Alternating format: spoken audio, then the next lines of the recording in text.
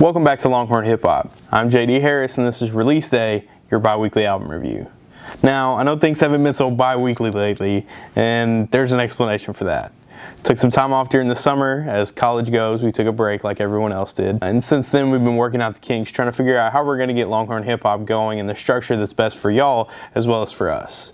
So today, I'm bringing you my summer recap, albums that came out before we got back to school, but after we got out in May, so that way I can catch you guys up on what I've been listening to and the albums that I've enjoyed the most. To start off, I'm going to go with my honorable mention. That one's going to be A$AP Rocky, At Long Last A$AP. Now, there are a lot of people who dub this a classic, say it's Rocky's best effort yet, and I agree. I think that it's definitely better than his first album, but my issue with it is the album kind of all melted together. There were a lot of really similar sounds on it, and it was just kind of empty to me. There was a lot of thought-provoking stuff, like his songs about LSD and stuff like that. Those were all really cool, but I feel like, especially on an album where you're going to put Yams on the cover and make it like a memorial album for him, I feel like there should have been a little more discussion about it. The last song on the album has a sample from him, and it kind of gets into it a little bit, but I feel like Rocky really didn't touch on it enough to put him on the cover and make the album look like it was about him.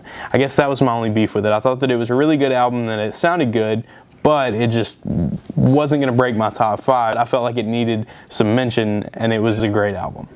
Coming in at number 5, I've got Earl Sweatshirt with I Don't Like Shit, I Don't Go Outside. Now, this album was a little bit different for me from Earl. His first album was a little bit darker in the lyrics, but this one had just the same amount of dark sounds, but it was a shorter album. It had better lyrics for me. It was more of a bang for your buck type situation. Each song wasn't skippable. When you get to a song and it gets to a certain point where the lyrics just get repetitive, and if you hear a song about the same thing over and over, it just makes it to the point where you don't really want to stick around the whole time. But Earl kept his songs short, and while they had a dark sound to them, their lyrics were good enough and really impressive from him, showing a lot of growth from his first album, that it kept me entertained and kept me interested the whole time. So I listened to the entire thing, and I enjoyed the entire thing, and I still do. Whenever it pops up in my shuffle, I can't skip it then. At number 4, I've got Donny Trumpet and the Social Experiment with Surf. Now, when I say Donny Trumpet and the Social Experiment, I and everyone else means Chance the Rapper. But that's why this album came in at number 4, because it wasn't really a Chance the Rapper album.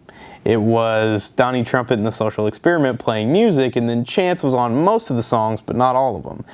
I kind of wish he would have been on all of them. I wish it would have been Chance the Rapper, Donny Trumpet, and the Social Experiment. But they brought in everybody and their mom to be a guest for a feature on the album, and that kind of made up for it. There are tons of great songs on the album. There are so many songs that get stuck in your head. The melodies are all awesome. The music is great. There are a lot of people who have been criticizing that it wasn't as professional of an album as it could have been and all this kind of stuff. But when you release it on iTunes for free to the people, can't really be mad at that. Regardless, it had great songs, great melodies, great lyrical content, excellent features, so it brings it in at number 4 on my list. At number 3, I've got Dr. Dre's Compton. Now, this album was supposed to be a soundtrack pair to go along with the movie Straight Outta Compton. It played that role perfectly. It really listens like a movie. When you listen to it, each song plays off of each other and they build, and there are strong points and there are weak points, but the whole album flows cohesively. It's mixed extremely well. All the sounds are awesome. They're really crisp. They're really fresh. All of the beats sound amazing. But you can't really expect anything less from a guy like Dr. Dre. Anything that Dr. Dre puts his name on is going to sound amazing.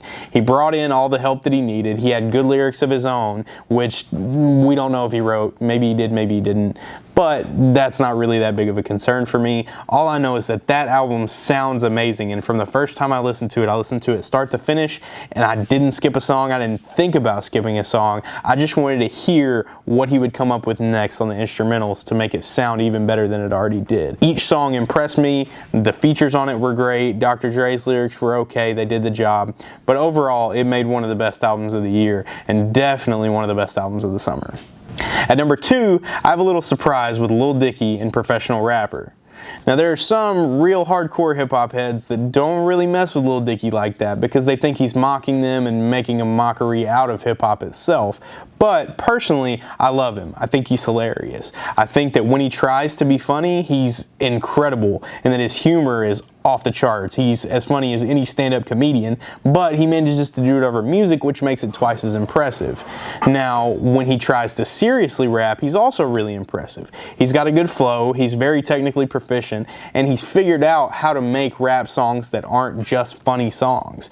All of his songs have some humor aspect in them, but he's also got some really emotional songs, and then he's got some songs where he just tries to bar as much as he can, and he does it pretty well. I really enjoyed every song on the album. The songs on the album are a lot longer than normal songs, which I appreciate, because unlike Earl's album, I appreciated it for being short because it kept songs from getting stale and sounding the same over and over. But with Lil Dicky, his songs are so long on his album, and that's because he's got so much to say. And he's got these scripts prepared in his head, and when he goes off of his script, he always has a really funny message that he manages to get across, and he does it really well.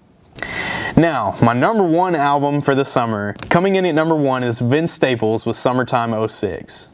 This album is awesome. I love Vince Staples. He's one of my favorite rappers, so there's definitely some bias there, but the album sounds amazing. It's technically a double album, so there are 2 discs of the album, but if you buy it on iTunes or if you get a digital download, then it's all going to come together. But technically it is 2 separate albums. The songs play extremely well off of each other. The production is amazing, and Vince has the best lyrics of anyone that dropped this summer to me.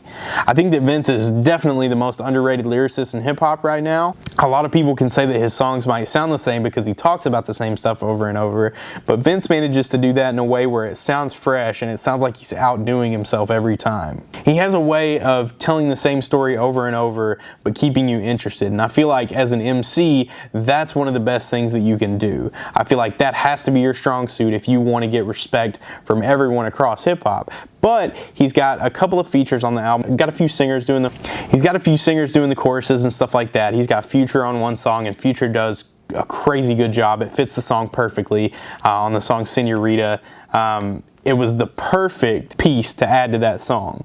So that song, as well as all the rest of the stuff on the album, I think he put it together really well. I think that the sound is great. I think that the content's great. And I feel like overall that there wasn't another album that could touch it in every category. That's going to wrap us up. That's my summer top 5 list with an honorable mention for A$AP Rocky. If you have any thoughts or opinions, leave them in the comments section. I am taking requests, anybody that's interested in seeing an album. If you're interested in getting in contact with me, follow me on Twitter at _JDHarris7. And until next time, I'm JD Harris. This has been Release Day for Longhorn Hip Hop.